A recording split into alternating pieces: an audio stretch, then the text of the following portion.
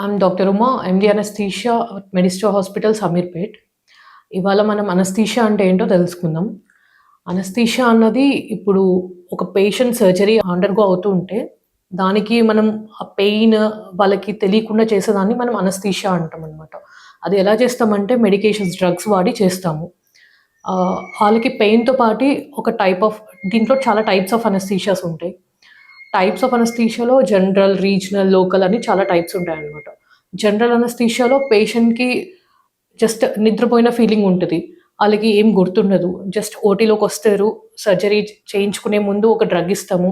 దాని తర్వాత వాళ్ళు జస్ట్ నిద్రపోతున్నట్టు వాళ్ళకేం గుర్తుండదు. మొత్తం సర్జరీ అయిన తర్వాత పేషెంట్‌ని జస్ట్ నిద్రలో నుంచి లేపినట్టు మనం పేషెంట్‌ని బయటకి తీసుకొస్తామనమాట.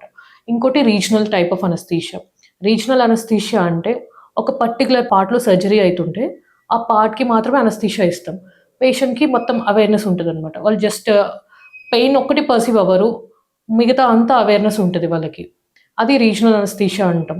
నెక్స్ట్ లోకల్ అనస్థీషియా అది ఏ పార్ట్ ఇప్పుడు సపోజ్ ఒక చిన్న లంప్ ఉంటే, ఆ లంప్ ఎక్సిషన్‌కి ఓన్లీ ఆ సరౌండింగ్‌లో అనస్థీషియా ఇచ్చి ఎక్సిషన్ చేస్తాం.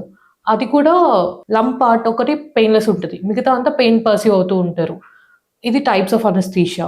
నెక్స్ట్ మనకి యూజువల్‌గా కాంప్లికేషన్స్ దగ్గరకొచ్చేసరికి కాంప్లికేషన్స్ అంటే అనస్థీషియా అన్నదే చాలా కాంప్లికేటెడ్ ప్రాసెస్. ఫస్ట్ నుంచి ఎండ్ దాకా చాలా కేర్‌ఫుల్ మానిటరింగ్ జరగాలి.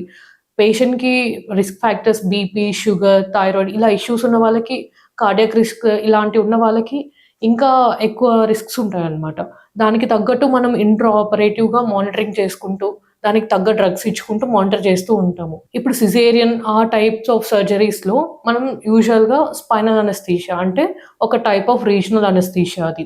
అది ఇస్తాము. అది ఇచ్చినప్పుడు పేషెంట్ పెయిన్ ఒకటి పర్సీవ్ చేయరు. మిగతా అంతా మాట్లాడడం అదంతా పేషెంట్ చేస్తూ ఉంటారు. ఇప్పుడు నెక్స్ట్ ఎల్డర్లీ పేషెంట్స్ వీళ్ళు ఉంటారు.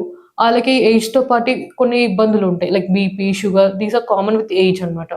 దాంతో పాటి అనస్థీషియా రిస్క్ కూడా అలానే ఇంక్రీజ్ అవుతూ ఉంటది. ఆటన్నిటికి కేర్‌ఫుల్ మానిటరింగ్ జరుగుతూ ఉండాలి త్రూ ఔట్ ద సర్జరీ.